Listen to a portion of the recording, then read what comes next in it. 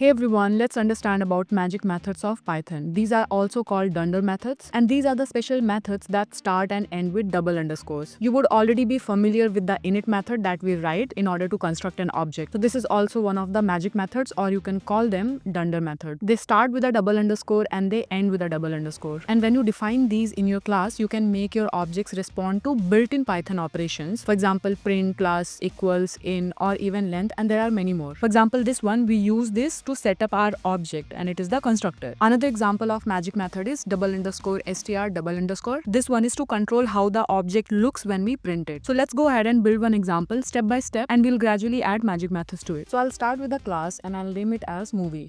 And here we are going to use our first dunder method, or the magic method, to construct the object. So let's define it. I'll pass self, title, director, and duration.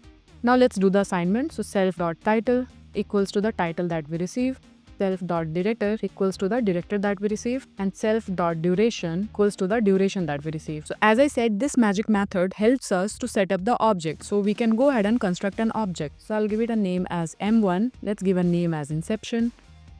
And let's also give the duration as, let's say, 148 minutes. So this is letting us construct the object, but what happens if I print it? So if print and M1, let's save and run this, and you see, rather than getting the proper information, we get the memory address. So this is exactly where we can use our another magic method, which is double underscore str double underscore. And this is exactly where we will use str in order to control how the object looks when we print it. So let's define it. So str, and this will take self. Now here we can return, I'll include the title, then by self.director and self.duration. And now when I go ahead and run this, you will see the proper output, the title, the director, and the duration of the movie. Now let's create one more object. I'll name it as M2, and here let's take Interstellar, and I'll change the duration to 169 minutes. So now let's say we want to compare both the movies. So basically I want to do something like this. Print M1 is equals to M2. So I want this to return either false or true depending on the data that we have in both the objects. So if everything matches, then I want this line to return true, and if any of them does not match, then I want it to return false. So in order to do this, we have another magic method which goes by name EQ, double underscore EQ and double underscore, and this is to compare. So let's go and define it. So here we'll pass self and other. So basically the first one and then the second one. And here we will return self.title. So we'll only compare the title and the data. So self.title equals to other.title. So as in the first entry and the second entry. So in this case, it would be the self.title. Let's say it would be M1, then the other would be M2. And self.director equals to other.director. So if both of these turn out to be true, then this statement will return us true. Now let's go ahead and save and run. So it returned false because the title is different. Although we had the same director name, but the title was different. So now if I go ahead and make the title same, let's set this and then save this and run again, it returned true because the title and the director both are same for M1 and M2. Now let's say we want to get the length of a movie, right? Maybe we want to check the runtime of a movie. Then what can we do? And if I directly go ahead and print something like this, length of, let's say, M1, and if I save this, I won't get any output for this, right? But we can use a magic method for this as well. So we have something called len. Let's go ahead and define this.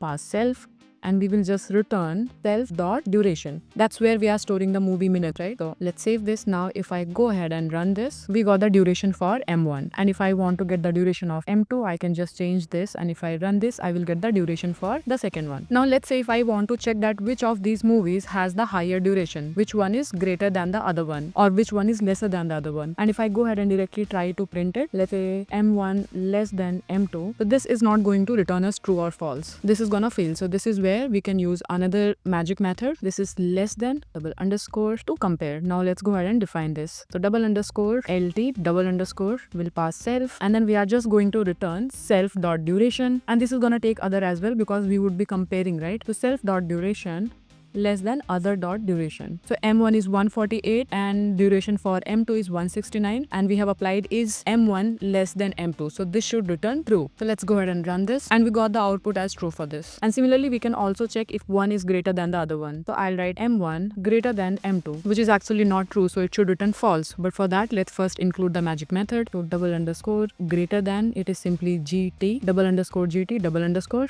Let's define the function. So greater than will pass self, and then we'll pass other. And here we will return if self.duration is greater than other dot duration. Now let's go ahead and run this. So this should return false, and it is false. So let's go ahead and check one more magic method. So let's say if I want to check whether the word inception exist in movie 1 or not. So we do have inception in movie 1, right? So it should basically return true, but if we just go ahead and run this, it won't give us any proper output. So let's go ahead and use the contains magic method. It goes something like this: double underscore contains double underscore. Let's define it. So contains. So here we will pass self and the keyword, as in the data and the keyword that you want to check whether that exists in the data or not. Here we will first convert the keyword to lower, and then we'll check in self.title.lower. So we are converting the title and the keyword both to lower so that we can match properly. Save and run this, and here you can see that it is true, right? But let's say if I change it, let's say if I give something random, and if I run this, it will give false. So there are many more magic methods. For example, there is also one to add two particular values, and then we also have something for debugging. So these are only few of them. If you want to practice more, you can go ahead and get a list of all the magic methods, and you can go ahead and try out one by one if you want. We have few on object life cycle, then we have few on strings, then we also have a bunch of them on type conversion, and then we have on attribute access as well, and then container methods, and of course the list goes long. And then operator overloading, and then there are some bitwise magic methods as well that you can go ahead and try out. So that's it for now, and I'll see you in the next one.